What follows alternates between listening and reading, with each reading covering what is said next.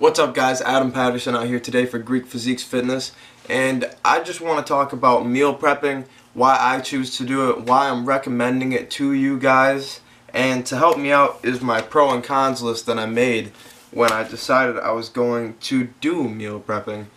And so I really want to answer this question pretty easily, and I'll answer it by just asking another question, and that is, when do you typically break your diet? And the answer to that question would be when you're really hungry, you don't have food made already, you don't want to wait to make food because it's going to take a while. You may even just be lazy, you don't want to make the food in general, and then you're already hungry. So what do you do at that point in time? You probably head out to the closest fast food restaurant or just a restaurant in general. You eat whatever you can because you're starving, so everything on the menu looks great, and then before you know it, you've broken your diet and you've probably ruined what was going to be an excellent day of weight loss or weight gain in the way that you wanted it to be is the thing.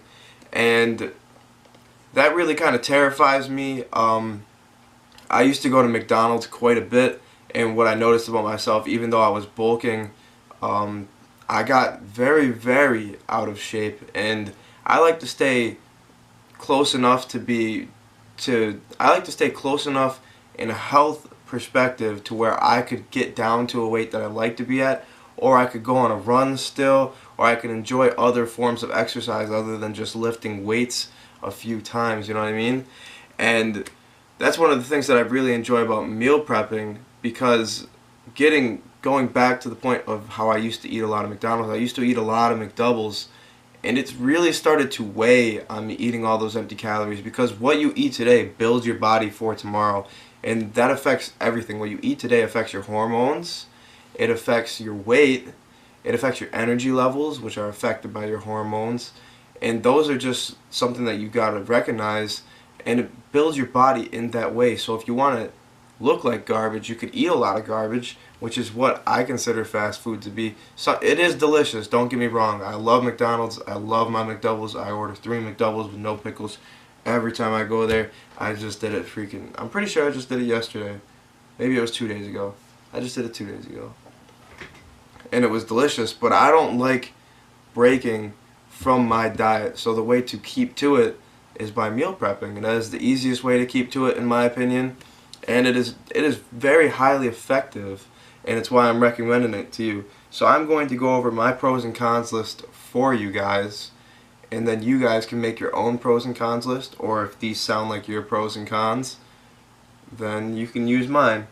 But first of all, let me just tell you, the pros outweighed the cons by a lot. I haven't counted these, but there are 4 cons, and there are 4, 8, 10 pros that I could think of. So that's 14 things in total, and I'll go over them for you right now. So my cons, the first one I wrote was no fast food.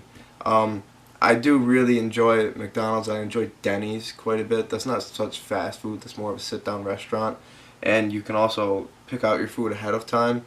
But I wrote down no fast food because I love McDonald's, and I don't typically get to eat it now that my meals are prepped and I'm not starving. I'm not like, oh, what should I eat, what should I eat, and then I rush to McDonald's. Another con is the long time spent cooking and portioning out the food on the day that I meal prep. So if I haven't shown you this, when I meal prep, I portion out everything that I make into these little black containers right here. I got these at my local Wegmans. You could probably find them at Walmart if you don't have a Wegmans. I don't know about any other grocery store, but I would assume that Walmart would have them. Of course, they're meal prep containers or just containers. But you do spend quite a bit of time meal prepping, so you do have to have it takes me probably 45 minutes to prepare and cook all the food, and then the time spent doing the dishes as well takes me another 45 minutes to an hour at the end of portioning it all out. So it probably takes me hour and a half to 2.5 hours, hour and a half to 2.5 hours in that time to make the food, portion it out, and then wash all the dishes, which is my next con here, is a lot of dishes. it is quite a bit of dishes. I use pots and pans. I have to use the portion things. I have to use like spoons and such. The freaking spatula, cook the ground beef. So it is quite a bit of dishes to wash. How I justify that is you only have to do it the one time. So if you're gonna make the food regardless, I should have put on here. Also, I have a lack of spontaneity, so that's just like you can't decide to just go out and binge on food, which you still can. You just probably won't, which is a good thing. You know what I mean? But the real big con about cooking it all is that it just takes a long time to cook, but you're gonna end up cooking it anyways. So if you flip it to the opposite side of the spectrum and you don't want to meal prep, but you're gonna cook every single day, you're gonna have to do those dishes, those same dishes, unless you have a ton of dishes, what, 3-4 times a day. So I eat 3 meals a day that I've already meal prepped. I have 1 smoothie, and then I have rice and eggs, which I don't meal prep because I don't like to reheat rice or eggs. So I make rice in a rice maker, which I just put on. It takes me no time. Put a scoop of rice in the thing, but 2 cups of water, and then turn it on. And then it takes me, what, 5 minutes to make eggs? So that's not too bad. It's the cooking of ground beef, the potatoes. Potatoes take forever to cook. And that is why I really got into this, is because I was making it all with 3 meals a day, and I would have so many more dishes to wash in that day because I'd have to be re-washing dishes all day. I felt like I was doing dishes every freaking waking second, and it was killing me. So now that you heard my cons, I'm going to go to my pros. And first and foremost on my pros list is I get to keep to my budget. So as you should know, but if you don't know, I'm going to tell you right now, I have a budget for groceries that I use every single week. I have to budget out a lot of things. So I have my rent payments that I have to pay, gas for my car, groceries. That's pretty much all my payments. That's all my bills really, besides I put it all on my credit card for those last 2 things, but then I have to I still have to budget it out how much I'm going to put it on there so I can know that I'm going to have that money to be able to pay the credit card bill with. So it's still budgeting it out. But I get to stick to my budget. I'm never going to go over because I'm not going out spontaneously and spending and just binging on Denny's, McDonald's, Burger King, Wendy's, Chipotle, Moe's, which are all places that I would, clearly, because I could name them that fast. And one of the things that I love doing is keeping my money in my pocket. I do enjoy investing in the stock market and things like that. So this is a way that I can budget for these things so that I can create money to do that. You know what I mean? So keeping to my budget is a really big pro for me, and honestly that one pro outweighs all these cons for me. So the rest of these are just extras for me that just solidified why I was going to do it. Another thing was that I would never go hungry. So think about that. If you even start to be the slightest bit of hungry, you go to the fridge, you take out your meal prep container, you go downstairs, you put it in a microwave, and you heat it up. And it takes 3 minutes. The flavor is all still there because I make potatoes, black beans, and ground beef. The flavor is all still there. The flavor doesn't change if it's cold to warmed up from when it comes off the stove to right on your plate. It's all the same for me. So you never go hungry. You always have food to eat. So that actually goes right into the next one, which is you have your meals ready, which is just great to have because then you're prepared for your pre-workout, your post-workout, and everything like that. It saves time from cooking all day, which also goes into the saves time from not doing dishes all day, which I've kind of talked about. So if you're cooking 3 to 4 times a day, you're probably spending, what, 20 to 30 minutes each time you're cooking, and then another 20 to 30 minutes each time you're washing those dishes. That doesn't include the eating time.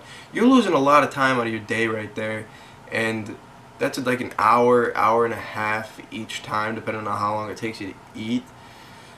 If you're doing that 4 times a day, guys, you're losing a lot of your day that you could be spending doing other things. Like, I like to read, I like to invest, I create these videos for you guys. I also create other types of videos that go on Twitter, Instagram.